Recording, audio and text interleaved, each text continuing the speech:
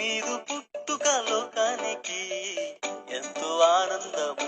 యేసయ్యా మీరు పుట్టుక లోకానికి ఎంతో క్రీస్తు నామమున శుభములు. కూడి చేయవలసిన దేవునికి వందనములు. ఆదివారము పునరుద్ధానము సైలెన్స్. ఈ రోజున మాట్లాడుతున్న గ్రంథం నహూము గ్రంథం. ప్రియమైన దేవుని పిల్లారా, బైబిల్లో రాయబడ్డ 66 పుస్తకాలని చాలా జాగ్రత్తగా ఈ మధ్య మాట్లాడుతూ వస్తున్నాను. మధ్యలో మనకు ఒక 7 వారాలు ఇంచుమించుగా బ్రేక్ వచ్చింది కనుక మరలా కంటిన్యూడ్గా మాట్లాడుతున్నాం. శుక్రవారం దినమున మేకా గారి గురించి మాట్లాడాం. ఆదివారం దినమున నహూము గారి గురించి మాట్లాడుతున్నాం. నహూము గ్రంథం యొక్క ప్రత్యేకత ఏంటంటే, అశ్షూరు రాజు పరిపాలనలో, అనగా నినివే రాజుగా ఉన్నటువంటి అశ్షూరు రాజు కాలంలో దేవుడికి బాగా ఇష్టమైన పట్టణం నినివే. మహా క్యాపిటల్ సిటీ అది, చాలా పెద్దది. ఆ పట్టణం అంటే దేవుడికి చాలా ఇష్టం. చెడిపోతున్న ఆ పట్టణాన్ని నువ్వు ఖచ్చితంగా నీ మాటతో చెప్పి సరిదిద్దగలమని నమ్మి యోనాని పంపాడు. యోనా వచ్చాడు, ఆ పట్టణంలో సువార్త ప్రకటించాడు. ఆ పట్టణం బాగైపోయింది. యోనా కూడా కాలం చేశాడు. యోనా కాలం చేసిన 80 సంవత్సరాల తర్వాత తిరిగి పట్టణం ఘోరాతి ఘోరంగా వెళ్ళిపోయింది. అనేక దుర్బోధలు, ఒక రకంగా చెప్పాలంటే దొంగ ప్రవర్తనలు, యాజకులు ఆ అశ్షూరులో మరల శివరించడం ప్రారంభించారు. దేవుడు బాధపడి నహూము గారికి దర్శన రీతిగా వచ్చి, నువ్వు ఖచ్చితంగా వెళ్ళాలి, నినివేకి వెళ్ళాలి. ఏ నినివే పట్టణం అయితే నా దృష్టికి గొప్పగా కట్టబడిందో, ఆ నినివే పట్టణం నా సేవకుడైనటువంటి యోనా మరణానంతరం తిరిగి మరణ పాడైపోయింది. నువ్వు ఖచ్చితంగా దానికి న్యాయం చేయాలి అన్నప్పుడు ఆయన బయలుదేరాడు. దానిలో ఎన్నో సంగతులు దేవుడు పొందుపరిచాడు. వాడిని ఈ దినాన మనం ఆలోచించాలి. రచయిత నహూము గారే. క్రీస్తు పూర్వం 780లో రాయబడింది యోనా. క్రీస్తు పూర్వం 680లో రాయబడింది నహూము. 80 years తర్వాత ఈ గ్రంథాన్ని రాయబడింది. ఇతడు యూదా దేశస్థుడే, ఎల్కోషీము జాతివాడు. దేవుని పిల్లరా, ఎప్పుడైతే దైవ వాక్కు నహూము గారికి ఎదురైందో వెంటనే వచ్చి ఆ అశ్షూరు ప్రాంతంలో, అంటే ఆ ముఖ్య పట్టణం ఉన్నటువంటి దారిలో నినివేకి వచ్చేసి ప్రకటించాడు, రాబోతున్న 100 సంవత్సరాలలో ఈ పట్టణం లేకపోతుంది అని చెప్పేశాడు. ఉండదు. ఇంకా ఏ దేవుడైతే కోరుకున్నాడో ఆ దేవుడు దీన్ని తీసివేయాలి అనుకుంటున్నాడు. రాబోతున్న 100 సంవత్సరాలలో ఈ నినివే పట్టణం ఉండదు అని చాలా కరెక్ట్గా ప్రకటించాడండి. కరాఖండిగా చెప్పినట్టు నమ్మండి. ఎందుకు దేవుడు పట్టణాన్ని నాశనం చేయడం గల కారణం ఏంటి అంటే, దేవుడు ఇప్పుడు నాశనం చేయడండి, కానీ నాశనం చేస్తున్నాడు. కారణం ఏంటి? అది అధికారం. ఎందుకంటే ఈ నినివే పట్టణం ఇశ్రాయేలుకి చిరకాల ప్రత్యర్థి అన్నమాట. అంటే ఇశ్రాయేలుకి పట్టణానికి పడదు, అంటే దేవుడు మాత్రం ప్రేమిస్తూ ఉంటాడు. ఇశ్రాయేలు అంటే సొంత ప్రజలకి నినివే వారికి ఎప్పటికీ పడదు. అశ్షూరు ముఖ్య పట్టణమై దానిలో నినివే పట్టణం కాబట్టి ఈ పట్టణం ఇశ్రాయేలుకు శత్రువు. మనకి దాయాది శత్రుత్వం పాకిస్తాన్. అని వాళ్ళంటే మనకి, మనమంటే వాళ్ళకి అవినాభ సంబంధాలు ఉంటాయి. కానీ చెప్పుకోవడానికి మాత్రం ప్రత్యర్థిగానే ఉంటుంది. కనుక దేవుని పిల్లరా, అట్లా ఈ పట్టణం ఉన్నది. ఈ పట్టణం యోనా గారి మరణానంతరం తెలియపోయింది. దీన్ని సరిచేయడం కొరకు నహూము గారు ఎంటర్ అయ్యారు. ఒక మనిషి భూమి మీదకి వచ్చి కాపరిగా నిలబడ్డాడు అంటే వాడి జీవిత కాలంలో ఖచ్చితంగా సరి చేయవలసిందే తప్ప సర్దు పెట్టుకుని వెనక్కి వెళ్ళిపోకూడదు మూటలతో. కనుక దేవుడు ప్రత్యక్షమై దర్శన రీతిగా ఆయనతో మాట్లాడుతున్నాడు. 1:11 నహూము కన్నా 1:11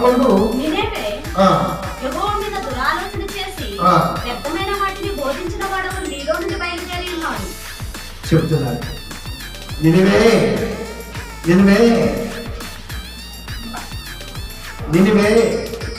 ఎంత అంటే నినివే అంటే ఎంత గొప్పగా నేను ప్రేమించో తెలుసా. కానీ యెహోవా మీద దురాలోచన చేసి వ్యర్థమైనటువంటి వాటిని బోధించిన వాడొకడు నీలో నుండి బయలుదేరి ఉన్నాడు. ఇంత మహానగరాన్ని నేను ఎంత గొప్పగా ప్రేమించాను, యోనాని పంపించి ప్రకటింప చేశాను. అలాంటి ఈ పట్టణం యోనా మరణానంతరం తిరిగి మరలా మామూలు స్థితిలోకి వెళ్ళిపోయింది అని మాట్లాడుతారు. మరి యోనా గారు ఒక్క రోజు ప్రకటిస్తే 2 రోజులు సువార్త భారాన్ని భుజాన వేసుకున్న ఆ యోధులేని 3 రోజుల ప్రయాణం అంతా నినివే పట్టణంలో యోనా ఒక్క రోజే ప్రకటిస్తే మిగతా 2 రోజులు యోధులున్న వారు బాధ్యత తీసుకొని నినివేకి ప్రకటన జరిగినప్పుడు ఆ నినివే గొప్పగా మార్పు పొందినప్పుడు మెయిన్ క్యాండిడేట్ గా ఉన్నటువంటి యోనా గారు మరణించిన తర్వాత మిగతా వారి బాధ్యత ఏమైంది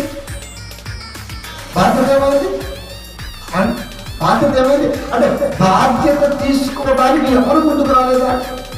అందుకే మాట్లాడుతున్నాడు. నినివే యెహోవా మీద దురాలోచన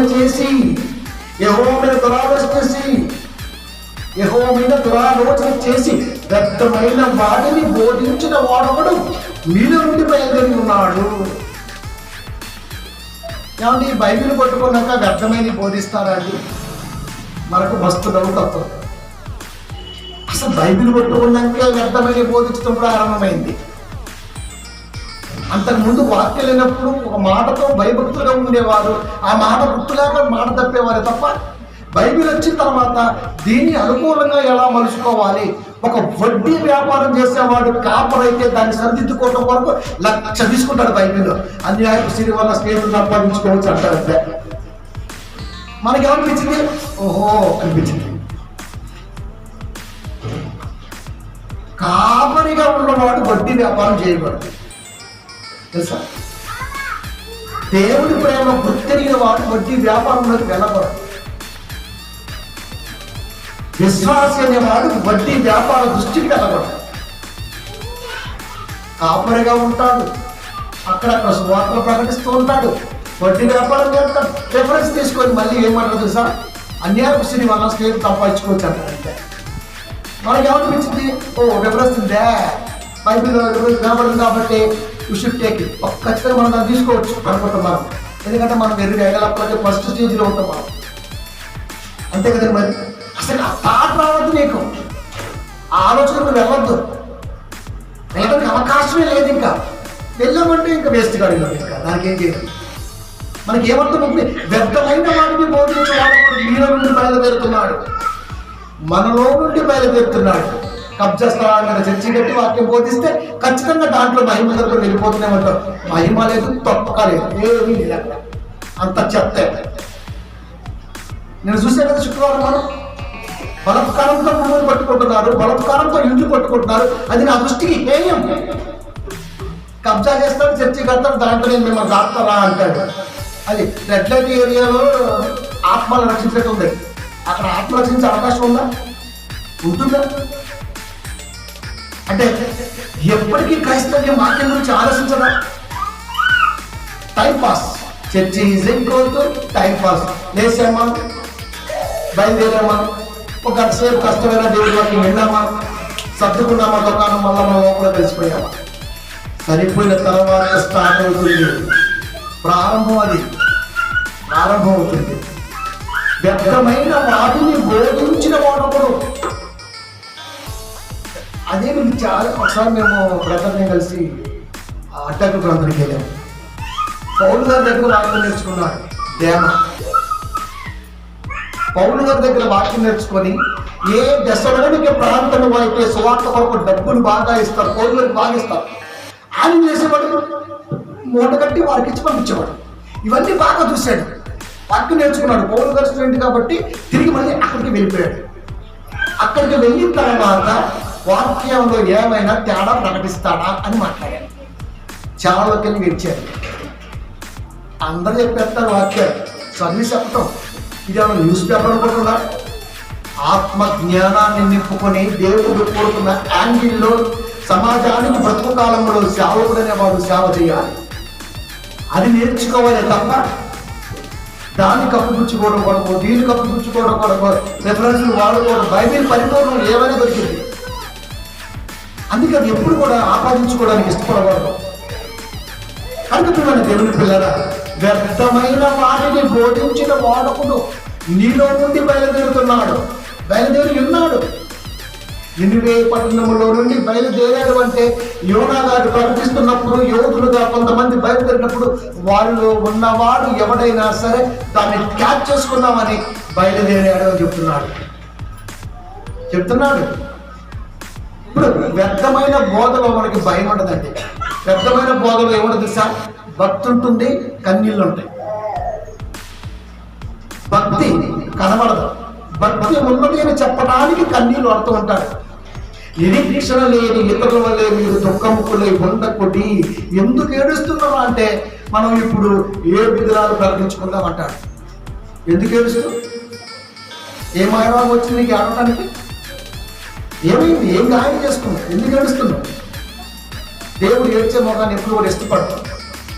నువ్వు ఏడవాలంటే దాని వెనకాల అద్భుతమైన రేసులు నీ బ్రతుకులో ఉండి ఉండాలి.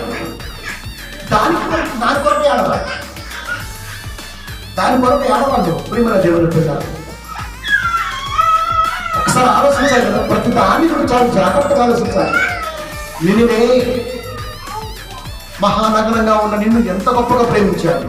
యెహోవా మీద దురాలోచన చేసి దేవుడి మీద దురాలోచన నినివే పట్టణం ఎలా మారిపోయింది సార్? వ్యర్థమైన వాటిని బోధించిన వాడు మీలో నుండి బయలుదేరి ఉన్నాడు. వ్యర్థమైన బోధలో ఏ మాత్రం భయం ఉండదు. భయం లేనప్పుడు ఏం జరుగుతుంది? భయం లేనప్పుడు ఏదైనా జరిగింది. బ్రతుకు విచ్చలవిడితనంగా ఉంటుంది. నోరు అదుపులో ఉండదు, మనసు కంట్రోల్లో ఉండదు. ప్రతిదీ కూడా పరిగెడుతూనే ఉంటుంది. భయం లేనప్పుడు. భయం ఉంటే బ్రతుకాలంలో దేవుడి కొరకు ఏదో ఒకటి చేయాలి, లేదంటే ఏదైనా ఒకటి దేవుడి కొరకు ఆలోచించాలి. ఒక తలంపు ఎప్పుడు కూడా తచ్చాడుతూ ఉంటుంది. అది లేక అంటే భయము నేర్పడసాగే బోధ ప్రపంచంలో ఎక్కువ ఉంది. బోధ మారిపోయిందండి. ఎప్పుడో మార్చేశారు, ఇప్పుడు కాదు. మనం పుట్టక ముందే బోధ మారిపోయింది. ఒక 70 ఏళ్ల క్రితం క్రైస్తవ సంఘాన్ని ఆగం చేశారు. అప్పుడు అక్షర జ్ఞానం తక్కువ, లోక జ్ఞానం తక్కువ, కమ్యూనికేషన్ స్కిల్స్ తక్కువ, ప్రతిదీ తక్కువేసరికి ఆ మొరటుతనాన్ని, మోటుతనాన్ని, అక్షర జ్ఞానం లేమితనాన్ని క్యాచ్ చేసుకున్నాడు. సువార్తను స్థాపించాడు. అలా వాడు స్థాపించిందే ఈ రోజున పెరిగి మహావృక్షణ అయింది. దాంట్లోనే బోర్డుని రకాలు చేశారు. ఒక వాక్యం పట్టుకున్న వాడు ఒక వాక్యంగా ఎందుకు చెప్పరు? ఒక వేళ ఎందుకు మాట్లాడతారు? ఒక ప్రసంగానికి సంబంధమే ఉండదు. ఎందుకు? దేవుడు అందుకే 3:1 మాట్లాడుతున్నాడు.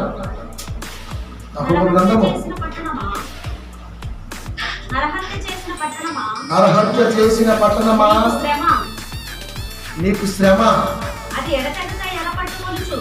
అది ఎడతెగక ఎడపట్టుకొనుచు మోసముతోను బలత్కారముతోను నిండి ఉన్నది. నరహత్య చేసిన పట్టణమా. బ్లడ్ సిటీ అని మాట్లాడతారు ఇంగ్లీష్ బైబిల్లో.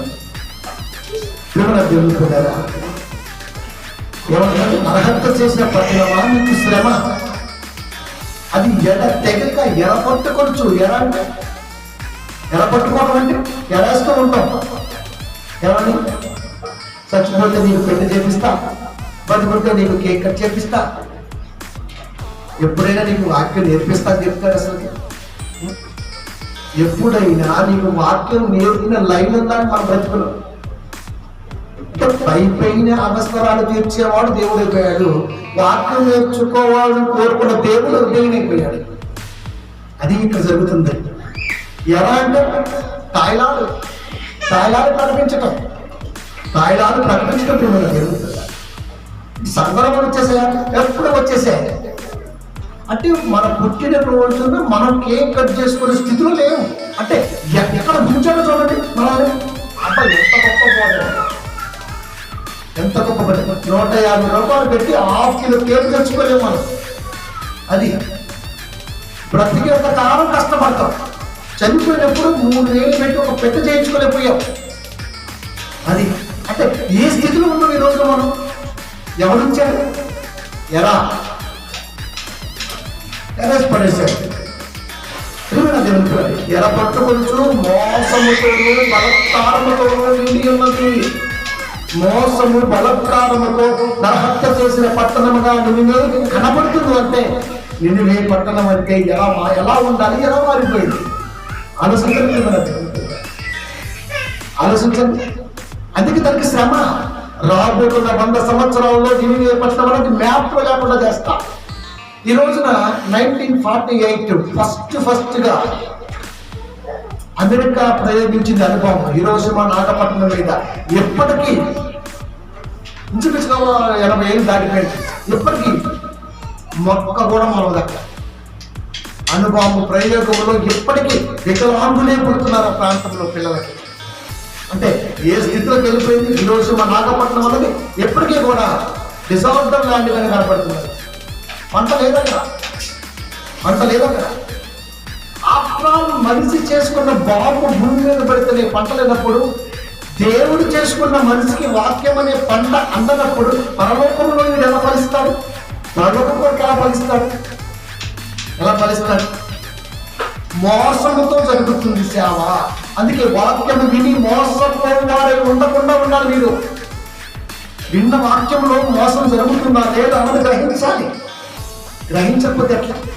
బలత్కారం అంటే ఖచ్చితంగా సరే నువ్వు చెప్పినట్టుగా అక్కడే ఉండాలా. అది కొన్ని సంఘాలు అయితే పాస్టర్ గానే వడ్డీలు ఎత్తుంటాడు. సంఘంలోకి చీటీ పట్ల ఒకటి వేస్తుంటాడు. అబ్బబ్బ ఎన్ని వచ్చేసే తెలుసా అంటే చెప్పలేమని ఇంకా. అది వీటన్నిటిని మెయింటైన్ చేసేది మళ్ళీ ఎవరు తెలుసా? సంఘంలో పెద్దలు అనుకుంటున్నారా? కాపరి హెడ్ డిపార్ట్మెంట్. చీటీ పట్టేస్తే 20 మంది, 20 నెలలు కాబట్టి 20 మంది. ఆ 20 కుటుంబాలు ఎప్పటికెట్టుకో ఒక లైన్లో ఉంటుంది. రైట్. ఇక 2 వచ్చేసి మరొక దాంట్లో ఇరికిస్తాడు. అవి ఎట్టుకో. 3 వచ్చేసి మరొక ఇరికిస్తాడు. మేము అవసరం ఉందా? అయితే ఒక 5,000 ఇచ్చుకో. అయ్యా 500 కాదు, పర్లేదు ఉంచేసుకో. ఈ 5,000 అడగదు ఆమె. ఖచ్చితంగా ఇప్పుడు 5,000 కొరకైనా సరే నువ్వు సంఘానికి రావాలి. ఎందుకు? అమ్మో 5,000 ఇచ్చారు కదా. ఇట్లా కొంతమంది నిజాన్ని విచిత్రమైన పరిపాలన అవుతుంది. అందుకే నా ప్రసంగాలు చాలా మందికి మండుతుంటాయి. నిజం చెబితే మండుతుంటే ఏం చేద్దాం? మరి మనం ఏం చేయలేం. చెప్పాల్సింది వాస్తవాలు.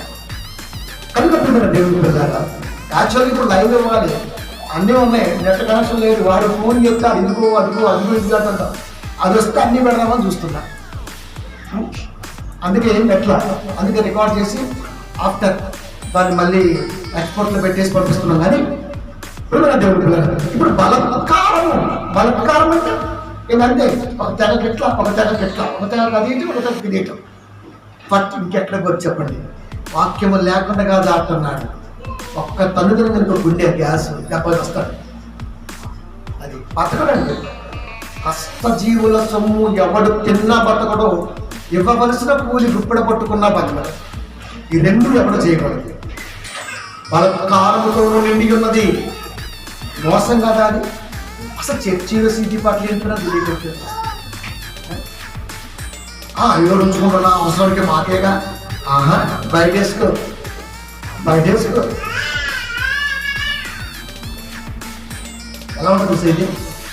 ఎంత దుర్మార్గంగా ఉంటుంది. నినివే పట్టణం ఇప్పటి కాదు, ఈ తెగులు ఇప్పటి కాదు, ఎప్పటిదో ఆ రసం ఇంకా సాగుతూనే ఉంది, కాకనే ఉంది. బలత్కారంతో నిండి ఉన్నది. ఇప్పుడు మోసం చేయాలన్నా, బలత్కారం చేయాలన్నా వెనకాల సపోర్ట్ బ్యాక్గ్రౌండ్ అంటుందని మనం. ఒక వ్యక్తిని మోసం చేయాలన్నా, ఒక వ్యక్తిని బలత్కారంగా నింపాలన్నా మనకు బ్యాక్గ్రౌండ్ కావాలి వెనకాల. ఆ బ్యాక్గ్రౌండ్ సమర్పించుకున్నవాడు ఖచ్చితంగా మోసం చేస్తాడు, బలత్కారం చేస్తాడు. బ్యాక్గ్రౌండ్ ఏముంటుంది? జన సమీకరణ, ధన సమీకరణ, అధికారుల సమీకరణ, ప్రతిదీ కూడా వాడి వెనకాల పరిగెడుతూ ఉంటుంది. ఒక ఎమ్మెల్యే కూడా ఉంటుంది క్యాన్వై, అలా బయలుదేరుతుంది అయ్యగారి దగ్గరికి వెళ్ళి మాట్లాడదామంటే అసలు ముందు వీళ్ళు రానీరు.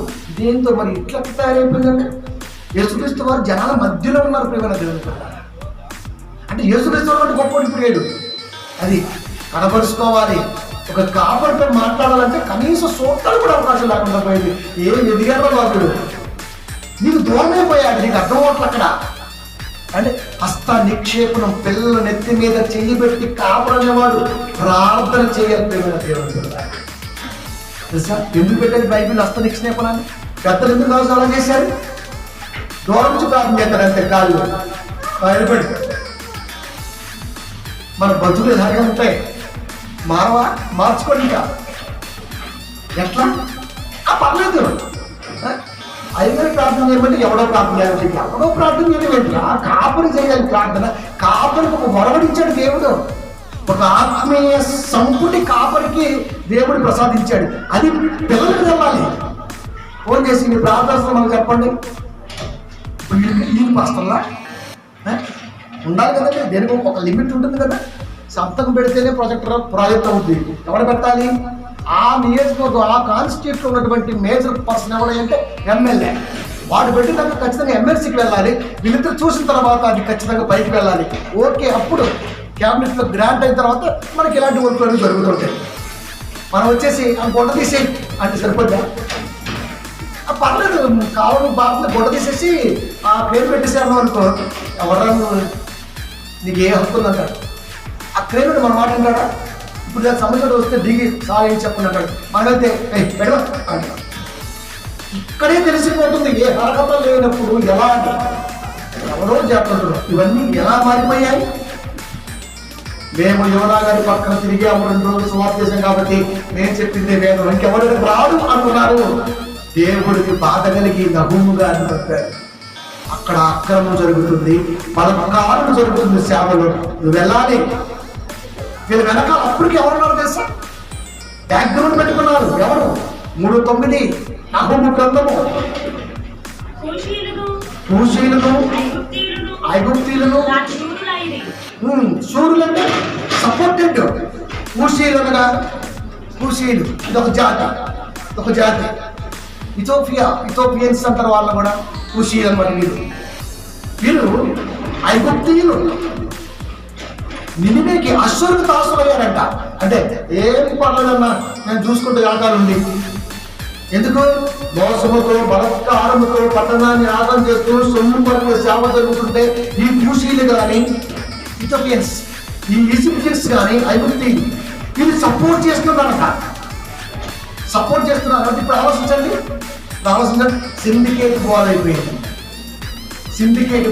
నిన్న దాకా ఉద్యోగం చేస్తాడు, తెల్ల పడకలు హైదరాబాద్లో పెద్ద డబ్బు ఉంది కదా, కట్టేస్తే మంచిగా పాస్టర్లు చూస్తాడు, వాళ్ళకి డబ్బులు ఇచ్చేస్తాడు, అంత హడావుడి జరిగింది. ఈ పాస్టర్ సంఘం మొత్తం ఒక 6-7 మంది వచ్చేస్తారు. మొత్తం ఆ చుట్టుపక్కల ఉన్నటువంటి అంతా వెళ్ళిపోతూ ఉంటుంది. ఆ తర్వాత వాళ్ళు వెళ్ళిపోతారు, వీడు రన్ అవుతూ ఉంటారు. దేవుడు ఎంత జాగ్రత్తగా చెప్పాడండి. దీన్ని సిండికేట్ బోధ అన్నారు. సిండికేట్ బోధ. 2 లక్షల రూపాయల ఉద్యోగాన్ని వదులుకొని సేవకొచ్చాడు గొప్పగా చెబుతున్నాడు. 2 లక్షల రూపాయలు ఉద్యోగం చేసేవాడు కనీసం 10 లక్షలు పెట్టి కారు కొనలేకపోయాడు. సేవకొచ్చినాక ఆడి మోడి రకరకాల పేరుతో కార్లు కొన్నాడు. మరి 2 లక్షల రూపాయలు కార్లు ఎందుకు వెళ్ళలేకపోయాడు? మన దగ్గర ఆన్సర్ లేదు. సేవకు వచ్చినప్పుడు ఎలా వచ్చింది 10 కోట్ల రూపాయలు కాదు? మన దగ్గర ఆన్సర్ లేదు. మనం అనుకుంటాం నేను వెళ్ళానా, సంపాదించానా, అది కూడా తిరిగి కాపేస్తుంది. చెప్తున్నారు కూషీలను ఐగుప్తీయులను కానీ సూర్యులైంది. సూర్యులు అంటే సపోర్టర్స్, బాడీగార్డ్స్, వారు విస్తార జన్మగా ఉండేది. విస్తార జన్మగా ఉండేది. ఊతువారును రూబీలను నీకు సహాయులైంది. సూర్యుడు ఒకవైపు సహాయులుగా ఒకవైపు నిన్నే పట్టణాన్ని ఆగం చేస్తూ బలకాలంతో నింపుతుంటే ఇష్టపడిన దేవుడు కష్టపడుతున్నాడు. అక్కడ రాహులు ఎక్కడయ్యాడు చెప్తున్నాడు. జరుగుతున్న ప్రతి తప్పు వెనకాల ఉంది అని చెబుతున్నాడు. మనం అంటాం ఏలెత్తి చూపకూడదు, అది ఏలిపోద్ది. ఏలెత్తి చూపకపోతేనే ఏలిపోద్ది. నిజం. చెప్పకపోతే ఎట్లా అండి? పిల్లలు చదువుకుంటున్నప్పుడు టీచర్ ఖచ్చితంగా బోర్డు మీద ఎక్స్ప్రెషన్ ఇవ్వాలి. ఎందుకంటే మనకి అవసరం అది. పిల్లల చేతిలో బుక్కే ఉంటుంది, టెక్స్ట్ బుక్. టీచర్ చేతిలో టెక్స్ట్ బుక్కే ఉంటుంది. కానీ ఇక్కడ ఉన్నటువంటి సారాన్ని బోర్డు మీద రాసి చూపిస్తే దాని భావాన్ని పిల్లలు మళ్ళా నోట్లో చేసుకుంటారు, నోట్ రాసుకుంటారు. అట్లా బైబిల్ సంగతులు కూడా ఆనాడు ఋషుల గురించి కానీ, ఐగుప్తుల గురించి కానీ, లేకపోతే ఋతువాల గురించి కానీ, భూమిల గురించి కానీ మాట్లాడుతున్నారంటే నేటి కాలంలో ఇలాంటి తెగ కనబడుతుంది, జాగ్రత్తనా అని చెప్పాడు దేవుడు. అంటే చెప్తే జాగ్రత్త ఎక్కడ మనకి? జాగ్రత్త ఎక్కడది? ప్రేమ దేవుడు. అందుకే ఎప్పుడు కూడా నాకు ఒక బాధ కలుగుతూ ఉంటుంది. అన్ని సంగతులు ఇంత జాగ్రత్తగా దేవుడు బైబిల్లో రాసిన నేటి కాలంలో ఒక విశేషాన్ని మనిషి ఎందుకు ఆలోచించలేకపోతున్నాడు? ప్రేమ దేవుడు ఆలోచించండి. అందుకే చెప్తున్నాడు, ఎదుటి వాడు ఎంత బలవంతుడైనా, ఎంత జన సమీకరణ గలవాడైనా, ఎంత ధనవంతుడైనా, ఎంత అధికారంతో నిండిన వాడైనా నువ్వు చెప్పవలసినటువంటి సంగతిని తెగే చెప్పు. జనాలతో జరియకు భయపడకు. మనం మాత్రం చర్చిలో గొప్ప దేవుడికి వాక్యాలు అనుకుంటాం, సువార్తలో బయటకు వెళ్ళారు అసలు ఎక్కడ కూడా ఖండించి మాట్లాడు. దేవుని మనసు ఎక్కడికైనా సరే వేసేస్తాను అంతే. ఎందుకంటే చెప్పవలసిన సంగతి చెప్పాలి కూడా దేవుని చెప్పాలి కదా. ఇంత సపోర్ట్గా ఉంటే మనం ఏం చేస్తామండి? కదిలించగలమా? 195 సంవత్సరాలు ఈస్ట్ ఇండియా కంపెనీ పేరుతో ఇంగ్లాండ్ వాడు దేశాన్ని దోచుకుంటుంటే, దోచుకున్నటువంటి ఆ దోపుడు సొమ్మంతా ఇంగ్లాండ్కి వెళ్తుంటే అక్కడి నుంచి బయలుదేరారు మిషనరీస్. దీన్ని ఎక్కడ ఆపాలి ఇప్పుడు? అంటే వాళ్ళలో నుంచి వచ్చింది ఒక ఆలోచన. మిషనరీస్ అంటే సేవకుడు అని అర్థం, సేవకు సహాయకుడు. వాళ్ళు బయలుదేరి ప్రజల్లో చైతన్యాన్ని నింపి, స్కూళ్ళు కట్టి, కాలేజీలు కట్టి, మెడికల్ కట్టి, అన్నిటి మీద చదువు నేర్పించి గొప్పగా స్థిరపరిస్తే దాన్ని చూసి బయలుదేరాడు ఒక మహాత్ముడు. ఎక్కడో దక్షిణాఫ్రికా, గుజరాత్ ప్రాంతం నుంచి, ఓడిపంది నుంచి. ఈ రోజు ప్రపంచానికి కుటుంబ మహాత్ముడు అన్నాడు. ఒక అల్లూరి సీతారామరాజు ఏమైపోయాడు, ఒక వరం భీమి ఏమైపోయాడు, ఒక అచ్చం ఏమైపోయాడు. వీళ్ళంతా ఏమైపోయారంటే వీళ్ళంతా కాలగర్భంలో కలిసిపోయారు. చరిత్ర తొక్కేసిందంటే. ఒక సాకలి ఐలమ్మ గురించి ఎవరికి తెలుసు? ఆమె ఎంత స్త్రీ అని ఎంత పోటీపాటు చేస్తుందో ఎవరికి తెలుసు? ఎవరు తెలియదు. ఏంటమ్మా అని చెప్పండి, అతను అది చెప్పండి. ఎవరికి తెలుసు? ఆలోచించండి.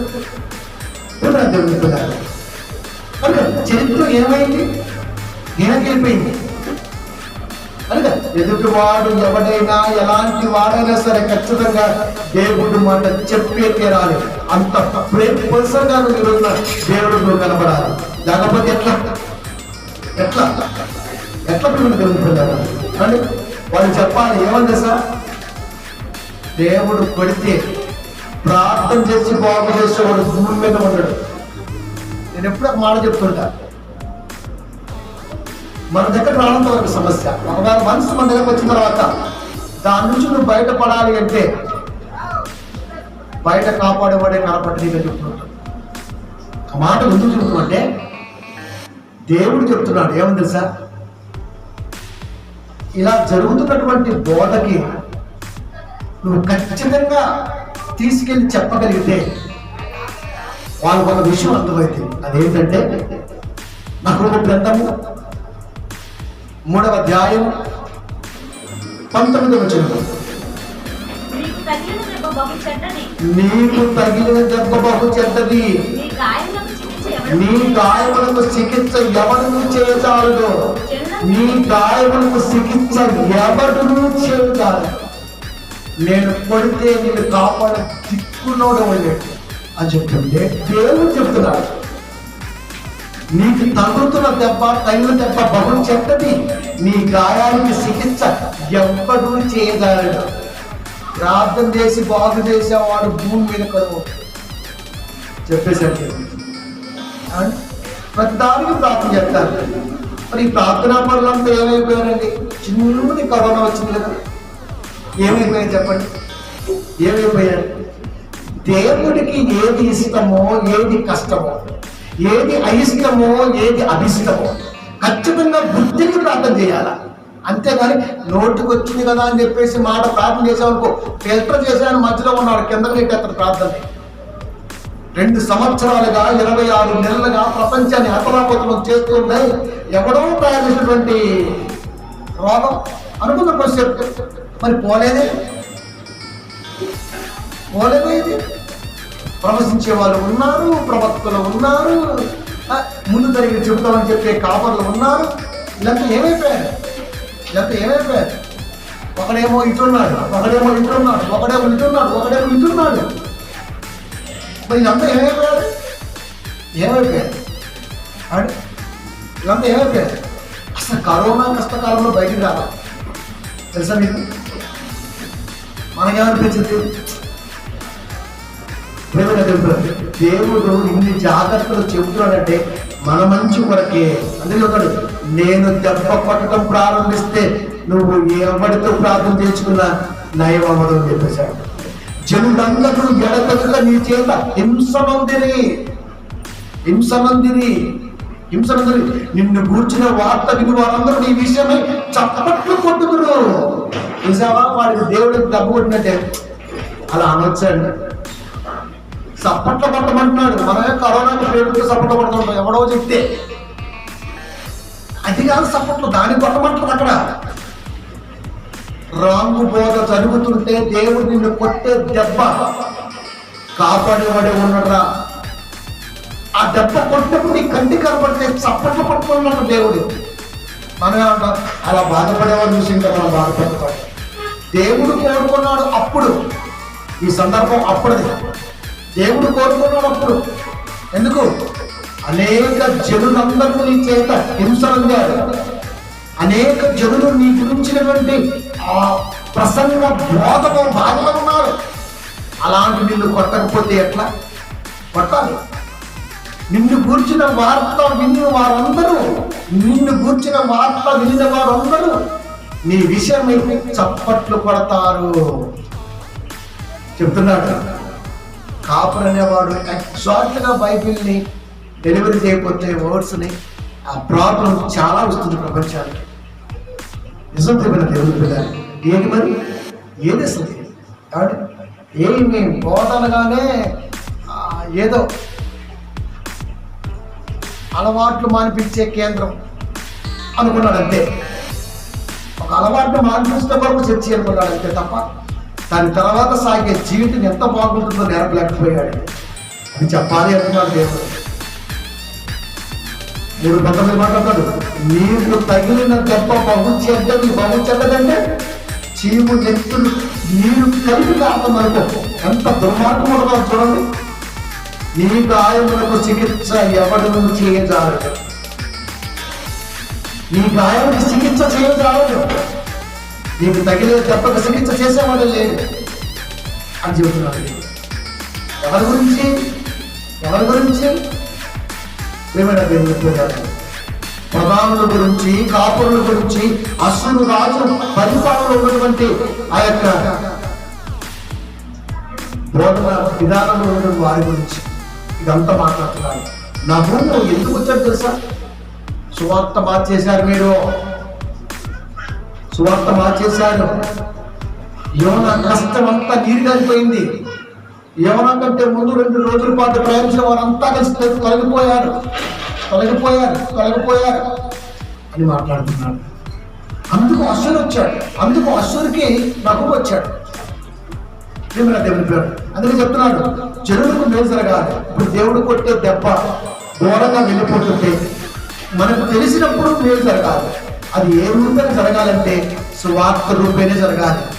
లాక్డౌన్లో ఒక భర్త రైస్ ఇచ్చామనుకోవాలి, అది ఇంటికి మంచిది, కానీ ఒంటికి మంచిది కాదు. అసలు ఫస్ట్ ఒంటికి కావాలి, ఆ తర్వాత ఇంటికి. ఒంటికి సంబంధించిన చికిత్స కాపరి సంఘము చేయాలి. అది మనమేం చెప్తాం సార్, ఏదో ఇచ్చేస్తూ ఉంటాం. అరకిలో పప్పు కూరగాయలు ఇచ్చేస్తూ ఉంటాం. ఎన్ని రోజులు వస్తా నెలకు వచ్చేసి 10,000 ఖర్చు వచ్చింది ఇంట్లో. అరకిలో పప్పు ఎన్ని రోజులు వచ్చింది, కొన్ని తెల్లారిస్తాడా, కొన్ని నెల మొత్తం చాలేదా, కొన్ని జీవితం చాలుతాడా, ఏం చాలు. అదే నువ్వు దేవుడు ఉన్నావనుకో, నీ అలవాట్లు ఉండవు, అప్పుడు ఖర్చులు తగ్గుతాయి. నీకు ఏ ఖర్చులు ఉండవు, అప్పుడు ఇంట్లో ఖచ్చితంగా ఫ్యామిలీ బాగుంటుంది. రోజుకు 200 వేస్తూ ఉంటాం, 40 రూపాయలు ఖర్చు పెట్టుకుంటాం, అప్పుడు నీ కుటుంబం ఒక 6 రోజుల పాటు గట్టిగా ఉంటుంది. ఇవన్నీ కూడా నీకు ఆటోమేటిక్గా వాక్యం దేవుడు నేర్పుతాడు. విచ్చలవిడితనంలో ఇవన్నీ ఏముంటాయని ఇస్తాడంటే జాగ్రత్త లేకుండా ఎలా ఇస్తాడు.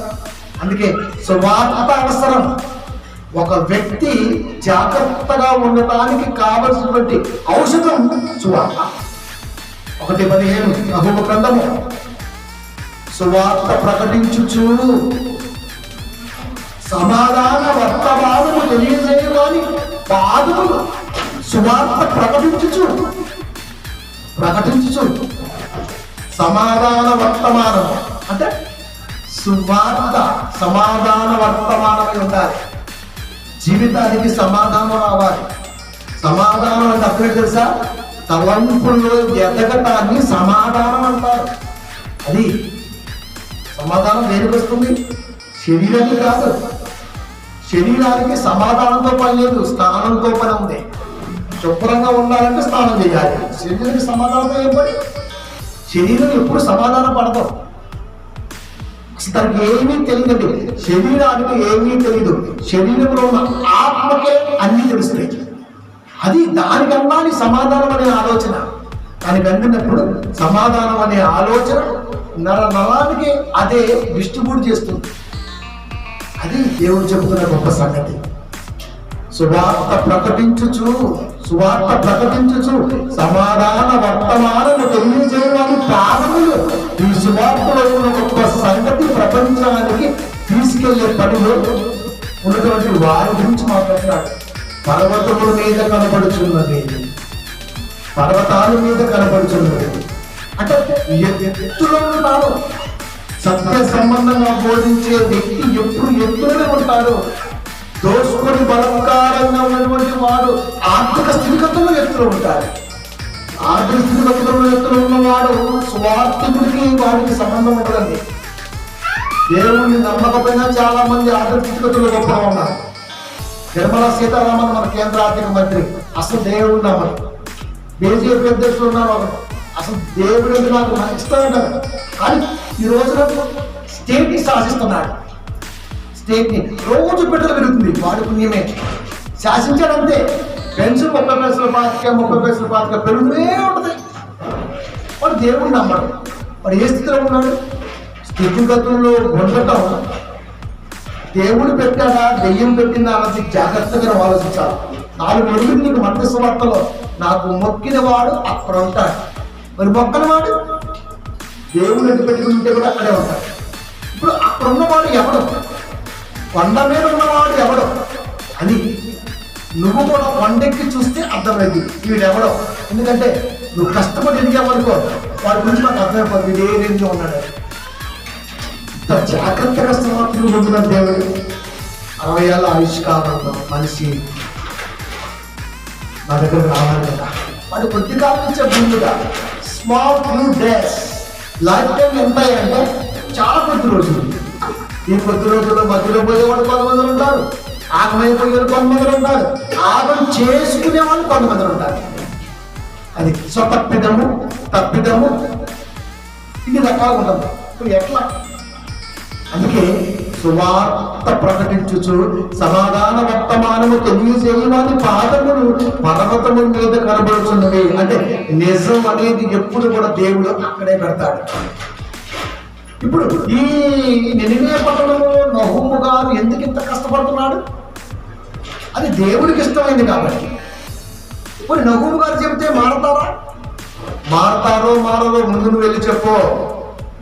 అది మారతారో మారో అది సెకండరీ. ఫస్ట్ నువ్వు వెళ్ళి చెప్పు, నువ్వు వెళ్ళి ప్రకటించు ఫస్ట్. నేను చెప్తే ఎవరైతే ఎందుకు వినడు? నిజంగా సంకల్పం గొప్పదైతే ఖచ్చితంగా అది గుడిపడుతుంది. అందుకే సువార్తని ఖచ్చితంగా ప్రకటించే తినాలి. అది సత్య సంబంధం తెలియపరిచే ఉండాలి. వాళ్ళ తెలియపరచబడాలి. సువార్త అంటే బ్రతుకు విధానాన్ని ఎవరైనా మోసం చేస్తుంటా లేదా ఇవన్నీ తెలియాలి. ఇది సమాధాన వర్తమానం తెలియజేయమని పాదములు పర్వతం మీద. అంటే నిజం అన్నది ఎప్పుడు ఉంటే అసత్యం అన్నది ఖచ్చితంగా వెనక్కి వస్తుంటుంది. వెనక్కి రావాల్సిందే, తప్పదు. ఎందుకంటే జనాలకి నిజం వెళ్ళిపోయిన తర్వాత నిజాన్ని జనాలు సేకరిస్తున్నప్పుడు ఏదో ఒక ఆత్మకథ చెప్పడానికి వీజన్ ఇంకక్కడ.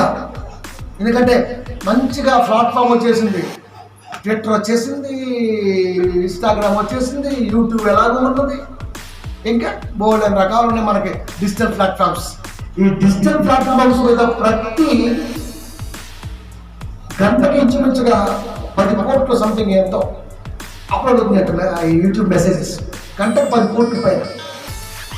ఇవన్నీ కూడా తిరుగుతూ ఉంటుంది కనుక నిజం అన్నది ఆటోమేటిక్గా రొటేట్ అవుతూ ఉంటుంది. దాన్ని చూస్తూ ఉంటాడు.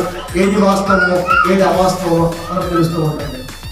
మనోడు ఒక పెట్టాడు గుంటూరు సూర్యాపేట జిల్లా నుంచి.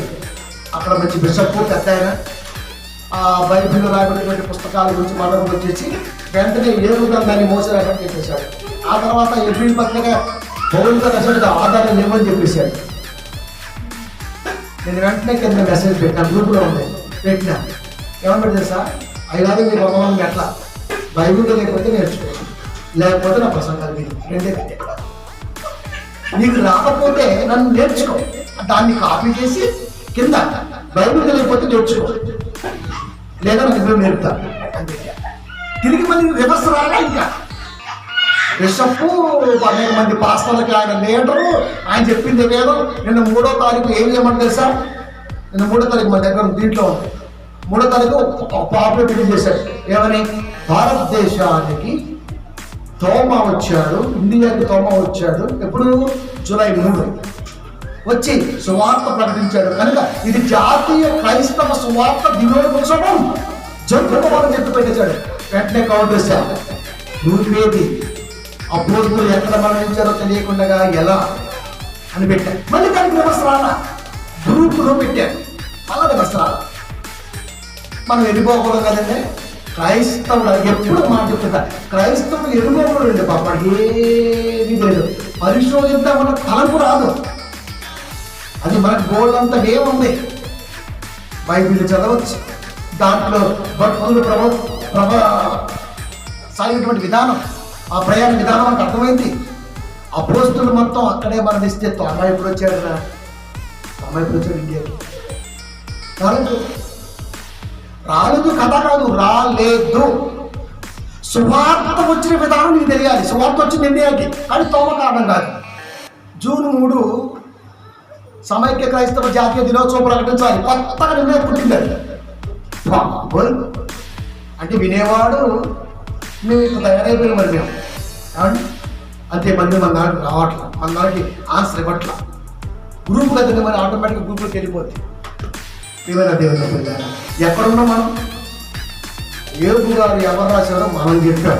స్పష్టంగా బైబిల్లో ఉన్నాయి కళ్ళు కాదు. మనం ఏం చేస్తాం? ఇంకా ఎదురు పత్రిక ఆయన రాసినట్టుగా ఆధారాలు అబ్బో ఏదో కరెక్ట్గా సాధించినట్టుగా తిరుగుతూ ఉంటాడు. అది మరి బైబిల్ పండితులు మరి వీళ్ళంతా మరి మనం ఎవరు? మనం తిండిపోతులు పండుపోతులు, పండితులు కాదు మనం. ఎవరు చెప్పినా నమ్మని నిజం. ఫస్ట్ నుంచి నేను అదే మెంటాలిటీతో ఉన్నా. నాకు ఎవరు చెప్పినా వింటానేమో కానీ నమ్మని. ఎందుకు నమ్మదు తెలుసా? నాకు ఆధారం అన్నది బైబిల్లో ఉంది. ఖచ్చితంగా దీన్ని ఖచ్చితంగా మనం మనసు పెట్టి చదివితే ఎక్కడో ఒక రెఫరెన్స్ దేవుడు పిలుస్తాడు. అదే ఇప్పుడు బైబిల్లో. ఇకపోతే ఇప్పుడు క్రీస్తు పూర్వం ఎలా చెప్పామంటే మోషే గారు కాలం 4000 సంవత్సరాలు. ఎందుకంటే మనకి సైంటిఫిక్గా ఉంది, మనకి ఫోరెన్సిక్ ల్యాబ్ ఉంది, రిపోర్ట్ ఉన్నది, లేకపోతే గ్రంథాల్లో రాబడిన సంగతులు ఉన్నవి, లేకపోతే రాజుల పరిపాలన ఉంది. వెనక్కి వెళ్దాం. ఇప్పుడు పరిపాలిస్తుంది ఎవరు? మనమే పరిపాలించుకుంటున్నాం. 40 ఏళ్ళ కంటే ముందు ఎవరు పరిపాలించారు? ఇంగ్లీష్ వారు పరిపాలించారు. వారికంటే ముందు ఎవరు వచ్చారు? డచ్ వారు వచ్చారు, ఫ్రెంచ్ వారు వచ్చారు, పోర్చుగీస్ వారు వచ్చారు. ఇలా వెనక్కి వెళ్తే 3వ శతాబ్దంలో ఎవరున్నారు? కాన్స్టంటైన్ చక్రవర్తి అన్నారు. అది ఏ కాలం? రోమా కాలం. రోమా కంటే ముందు ఎవరున్నారు? గ్రీకులు పరిపాలించారు. గ్రీకుల పరిపాలన ఆధారం ఏంటి? The great Alexander. వారికంటే ముందు ఎవరున్నారు? మాదియ పారసీక, అహేశ్వరోష్. వారికంటే ముందు ఎవరున్నారు? బెబిలోన్. వారికంటే ముందు ఎవరున్నారు? సింధు నాగరిక పరిపాలనలో ఆర్యులు. ఇలా వెనక్కి వెళితే చరిత్ర చెబుతుంది సత్యం. ఇవన్నీ మనకు తెలియకుండా, అందుకే జస్ట్ అది ఒక ఐడెంటిఫికేషన్. ఖచ్చితంగా బైబిల్ ఆలోచిస్తే నేను ఏ కాలం పుట్టినవాడు? మోషే కాలం. ఎందుకంటే మోషే రాజులు కాబట్టి వెనక్కి వెళ్ళగలిగితే ఖచ్చితంగా మనకి ఐడెంటిఫికేషన్ వస్తుంది. క్రీస్తు కంటే ముందు 1000 దాని ఉన్నాడు. దాని కంటే ముందు ఎవరున్నారు? తరతరాలు గణపతిని క్యాపిటల్ వేస్తే సుమారుగా 4000 సంవత్సరాలకు పూర్వం అన్న పదం బైబిల్ నుంచి తీసుకుంటున్నారు. అది ఇంకొకటి చెప్పాడు, 6000 సంవత్సరాల నుంచి బైబిల్ పుట్టింది, భూమి పుట్టింది. వీడికి ఖగోళం గురించి తెలియదు, భౌగోళం గురించి తెలియదు. ఎలా చెప్పాడు? ఇన్ఫినిటీ. భూమి ఎప్పుడు పుట్టిందో ఎవ్వరికీ తెలియదు. అంతే. భూమి పుట్టడం ఏంటి? భూమి నిరాకారముగా ఉండేది అన్నాడు. అక్కడ పుట్టింది అని చెప్పను ఆయన. ఆల్రెడీ భూమి నీళ్ళలో ఉంది అని చెప్పాడు. భూమి పుట్టడం ఏంటి? అసలు ఆ ప్రశ్నే తప్పు. చదువుకుంటాం, సంస్కారం ఉంటుంది, జ్ఞానం ఉంటుంది, కానీ బైబిల్లో మాత్రం జ్ఞానం ఉంటుంది. భూమి పుట్టిందని చెప్పాడు. భూమికి పునాది వేసి అన్నాడు. ఎప్పుడు వేశాడు? ఎక్కడ వేశాడు? నేలల్లో ఉన్నది భూమి. అప్పటికే ఉన్న భూమి కలుగు కాకంటే పైకి వచ్చింది. అది పునాది వేయటం అంటే పైకి తీసుకురావటం. పునాది అంటే మళ్ళా 100 కోట్ల పునాది కాదు. ఎన్ని రకాల ఆలోచనలు బైబిల్ పెడితే 6000 సంవత్సరాలు ఒకడో చెప్తుంటాడు. ఎగ్జాంపుల్గా చెప్పడమే తప్ప క్లారిటీగా కరెక్ట్గా నువ్వు వర్ణించలేవు. ఎందుకంటే అది నీకు అందించలేదు, నేను అందించను అన్నాడు. ఆది యందు భూమి ఆకాశములు దేవుడు సృజించను. ఇది ఎప్పటికీ నీకు అందని ఆన్సరే. నువ్వు పరిశోధించుకుంటూ వెళ్తే కాస్త కోస్త వెళ్ళగలవు, అంతే. దీన్ని భూమిని ఇప్పుడు ఫోరెన్సిక్ ల్యాబ్లో తీసుకెళ్ళి ఇది ఎప్పటికీ అడిగితే అసలు అది రిజల్ట్ శూన్యం, ఎర్రర్ అని చూపిస్తుంది. కొన్ని బుక్ తీసుకెళ్ళి పెట్టామనుకో ఫోరెన్సిక్ ల్యాబ్లో, చెప్పింది 3 ఏళ్ల క్రితం ఉందని. దేని చెప్పింది కానీ భూమి నుంచి మాత్రం ఏదో చెప్పలేదు. భూమి నుంచి ఎందుకంత గొప్పగా చెప్పాడంటే అంత గొప్పగా దేవుడు భౌగోళికతని భూమిలో అనగా బైబిల్లో దేవుడు మన కోసం పొందుపరిచాడు. అలాంటి సువార్త ఎక్కడ దేవుడు సువార్త ఎక్కడ ఉంది? క్రైస్తవ సమైక్య జాతీయ దినోత్సవం జరుపుకోవాలి అంటే ఇప్పుడు మనకు అన్ని మనగా పర్యావరణ దినోత్సవం, మదర్స్ డే, లావాస్ డే, ఇంకా డెడ్ డే ఏది? మరి సత్యం రోజులు లేవా? అది వ్యక్తిగతంగా అయిపోయింది. మరణం అన్నది వ్యక్తిగతంగా తీశాడు. మరి మరణం కూడా ఉంది కదా. అది ఎప్పుడు? సత్యం రోజు బైబిల్లో దేవుడు పెట్టినా ఎప్పటికీ మనకు అర్థం కాదు. మా నాన్న వచ్చి 100 ఏళ్ళు, మీ నాన్న వచ్చి 100 ఏళ్ళు కాదు, ఎప్పుడు తెచ్చాడు మీ నాన్న. ప్రతి దానికి దేవుడు కదండి బైబిల్లో. 3:1 ప్రకటన, జీవించుచున్నామని నా పేరు మాత్రం ఉన్నది కానీ నీవు మృతుడివే. ఎప్పుడు చెప్పాడు? క్రీస్తు శకం 1996 మాత్రం చెప్పాడు. అంటే 2000 సంవత్సరాలకు పూర్వమే నువ్వు చచ్చావు అని చెప్పాడు. అంటే ఇప్పుడు చచ్చిపోయిన డేట్ లేదా? పర్యావరణ దినోత్సవం జూన్ 5, ఫాదర్స్ డే, మొన్నే వచ్చింది మదర్స్ డే, ఇంకా children's day, teachers day, lawyers day, pets day. మరి డెడ్ డే ఎదురా? అది ఉండదా అంట. మనిషి పెట్టుకున్న వాటికి ప్రాధాన్యత ఎక్కువగా బైబిల్ తీసుకోదు. సువార్త అంటే వరం తొలగిపోవాలి, అది సువార్త అంటే. వరం రాలిపోవాలి, అది సువార్త అంటే. సువార్త ప్రకటించచ్చు సమాధాన వర్తమానము తెలియజేయని పాదములు పర్వతం మీద కనబడుచున్నది. అన్నది ఎత్తులో ఉంటే ఖచ్చితంగా దరిద్రపు బోధ వ్యాప్తి తగ్గుతుంది. భయపడతాడు. ఒక ఆయన సంఘం స్థాపించాడు, దొంగ మార్గంలో బాగా ఎత్తికాడు. క్రిస్మస్ అంటే ఇదే చెప్పాడు. ఒక 1 year బ్యాక్ చిన్న క్లిప్పింగ్ చూశాను. క్రిస్మస్ అంటే ఇది కాదు, క్రిస్మస్ అంటే బట్టలు వేసుకోవటం అంటారు అని చెప్పాడు. అది వెనక్కి వచ్చేసాడు. ఇక వస్తాడా? వస్తాడు. క్రీస్తును ఆరాధించడం దేవుని పిల్లల ఒక రోజు ముడిపడింది కాదు. 3:18 ప్రభువు గ్రంథము. అశ్షూరు రాజా, నీ కాపరు నిద్రపోయింది, నీ ప్రధానులు పండుకొనిది, నీ జనులు పర్వతముల మీద చెదిరిపోయింది, వారిని సమకూర్చువాడు ఒకడు లేడు. పర్వతముల మీద ఎందుకు చెదిరిపోయారు? సువార్త ప్రకటించు సమాధాన వర్తమానము తెలియజేయని పాదములు పర్వతముల మీద ఉన్నవి. ఎప్పుడైతే ట్రూలీ వర్డ్ నిజమైన సువార్తను పట్టుకొని నువ్వు బయలుదేరితే అక్కడి నుంచి చెదిరిపోతారంతే. ఇంకా చెదిరిపోతుంటారంతే. ఇంకా సువార్త చెప్పాలి అంటే భయపడుతూ ఉంటారు. నిజం చెప్పాలి, ఎలా చెప్పాలి, ఎలా చెప్పాలని పర్వతాల మీద అంటే ఏ స్థితిలో ఉన్నా సరే ఆ స్థితిలో నువ్వు వెళ్ళి వాక్యాన్ని అందించగలిగితే, వాడికి అందగలిగితే చెదిరిపోతారు. ఇక మళ్ళీ సమకూర్చేవాడు ఒకడు లేడు, అల్లాడిపోతారు. అందుకనే ఫాస్టర్స్ ఫెలోషిప్ అని చెప్పిందండి. వీళ్ళంతా శనివారం అటెండ్ అవుతారు. ఎందుకు? సంఘాల పరిస్థితి ఎలా ఉంది, వాక్యం మనం ఎలా చెబుతున్నాం అని కాదు, వాడి గురించి మాట్లాడరు. నేను వెళ్ళాను 2-3 చోట్లకి. అందుకని చాలా మంది పిలిచారు. నేను వస్తే మీరు తట్టుకోలేదు, నన్ను గెలవమాకండి, నన్ను గెలవద్దు. అక్కడ వెళ్ళిన దగ్గర నుంచి రేపు మనం ఫలానా ఎమ్మెల్యే గారి తరఫున క్లియర్ కావాలి, ఎందుకు పనులు ఎట్లా అందరూ వీటి గురించి. ఇది పాస్టర్ ఫెలోషిప్, ఇది పాస్టర్ ఫెలోషిప్. ఏమైనా దేవుని పిల్లలు ఆలోచించాలి. కనుక అశ్షూరు రాజా, నీ కాపరులు నిద్రపోయింది, నీ ప్రధానులు పండుకొనిది, నీ జనులు పర్వతముల మీద చెదిరిపోయింది, వారిని సమకూర్చుకోవడం లేదు. నా బిడ్డ అనేవాడు ఒకడు వచ్చి బయలుదేరితే సువార్త మొత్తం వెనకొచ్చేద్దే, సత్య సువార్త మాత్రమే ముందుకెళ్ళిపోద్ది, వాస్తవం ముందుకెళ్ళిపోద్ది, అవాస్తవం వెనకొచ్చేద్ది. పౌలు శీలలు అన్నంత వరకు బాగానే విరగలిగాడు వరయేసు, అంతే. తర్వాత ఏమైంది పరిస్థితి? తిరగబడిపోయింది, అంతే. అప్పటి వరకు ఎలా ఉంది? ఉంటుంది. ఒక వాస్తవం అనంత వరకు అక్కడ బాగానే ఉంటుంది, వచ్చిన తర్వాత మాత్రం అది వెనక్కి వెళ్ళిపోతుంది. ఇలా ఎన్ని బోధనలు మన తెలుగుతారు. దెయ్యాన్ని అర్థం పెట్టుకొని సంపాదిస్తున్నారు, సువార్త ప్రకటిస్తూ ఆలోచిస్తున్నారు. అంటే కాపరికి దెయ్యానికి మంచి అవగాహన సంబంధం ఉందన్నమాట. ఎందుకుంటుంది మరి? ఆడమాటనే దెయ్యం పోతుంది. దెయ్యాలు రాజా ఎలా పడతారు? అది అంతే కదండి. మరి అంతకు మంచి అవినవ సంబంధం ఉంటుంది ఎవరికి? కాపరికి దెయ్యానికి. అందుకే ఆయన పిలుస్తాడు, ఆయన ఏడబడతాడు, ఆయన పిలుస్తాడు, ఆయన ఏడబడతాడు. వాడి పేరు దెయ్యాలరాజు. దెయ్యాలరాజేనా? దెయ్యాలరాజే. ప్రియమైన దేవుని జాగ్రత్తగా ఆలోచించాలి చాలా విషయాలు. అందుకే సువార్త ముందుకు వెళ్ళాలి.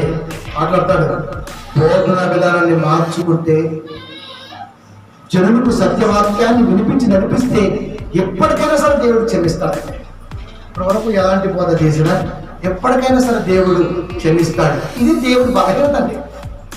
నాకు అనిపిస్తూ ఉంటుంది, ఇంత పౌరుషంగా ఉంటాడు, ఇంత రోషంగా ఉంటాడు, ఇంత రౌద్రంగా ఉంటాడు, తిరిగి మరలా అంతకంటే పొజిషన్లోకి దేవుడు దిగిపోయి ఉంటాడు. నిజంగా అసలు ఇలాంటి మహా మనసు ఎప్పటికైనా మనిషికి వస్తుందా అనిపిస్తుంది.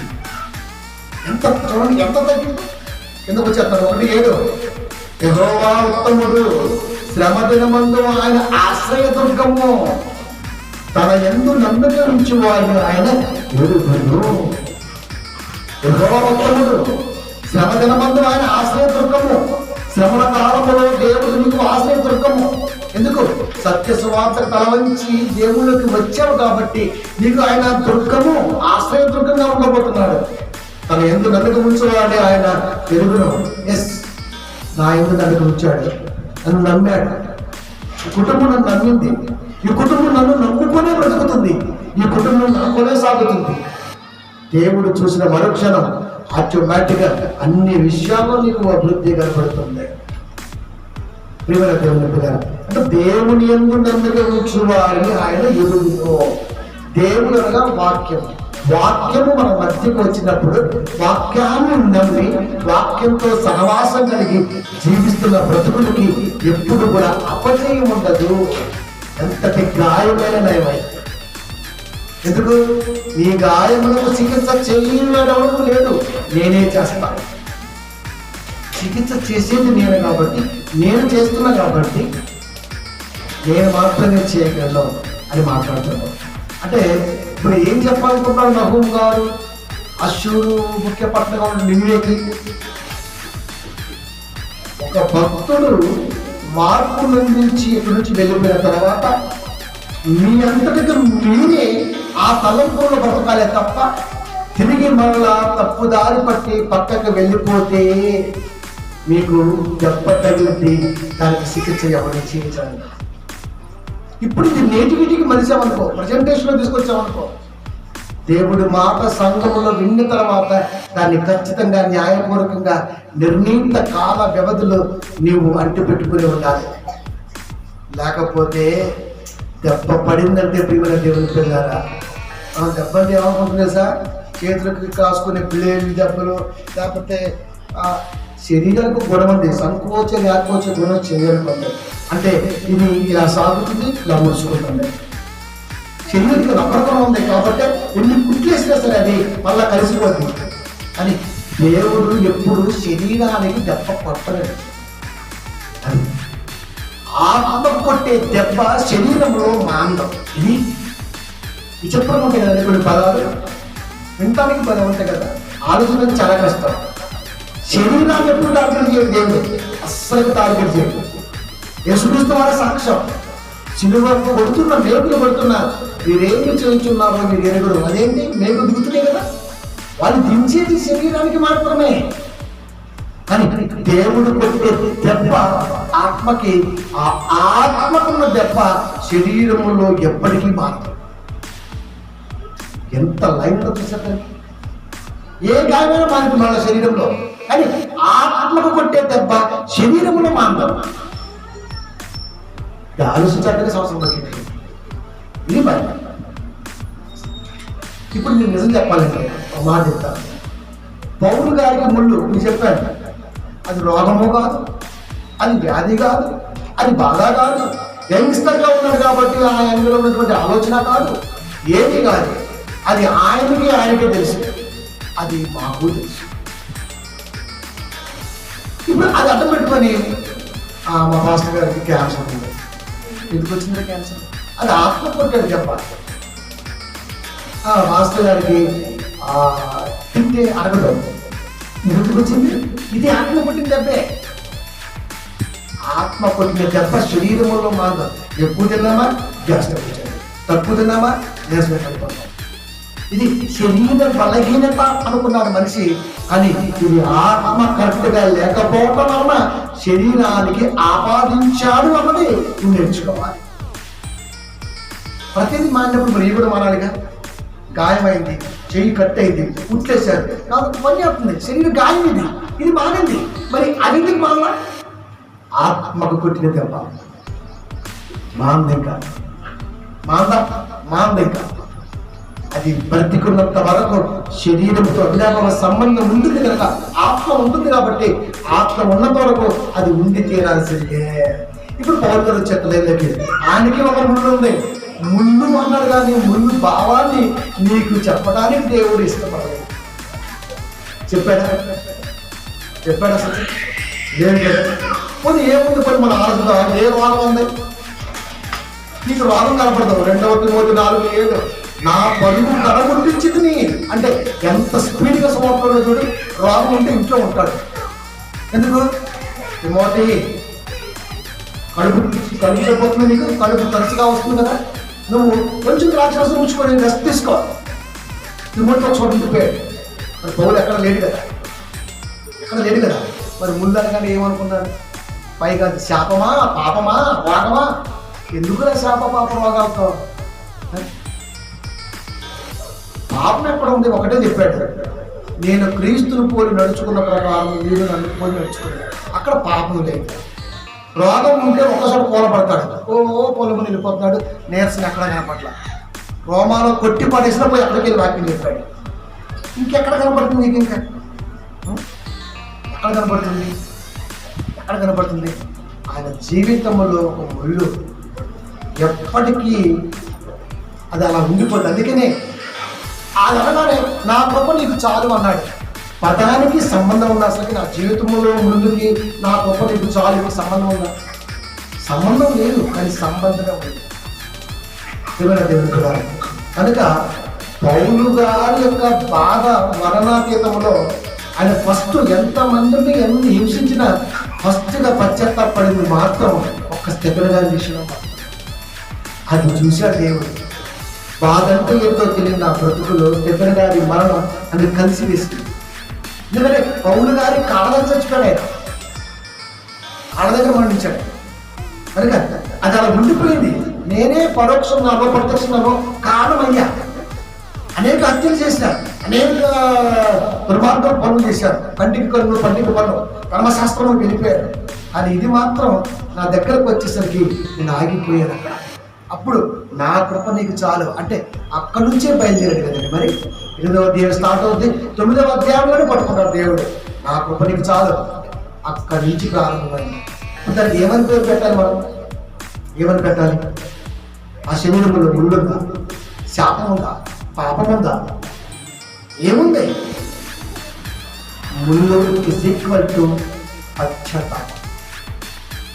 పౌలు గారి జీవితంలో పశ్చాత్తాపం అనేది ఎక్కడ పునాది వేయబడింది అంటే స్టెఫెన్ గారు మరణంతో స్టార్ట్ అయింది.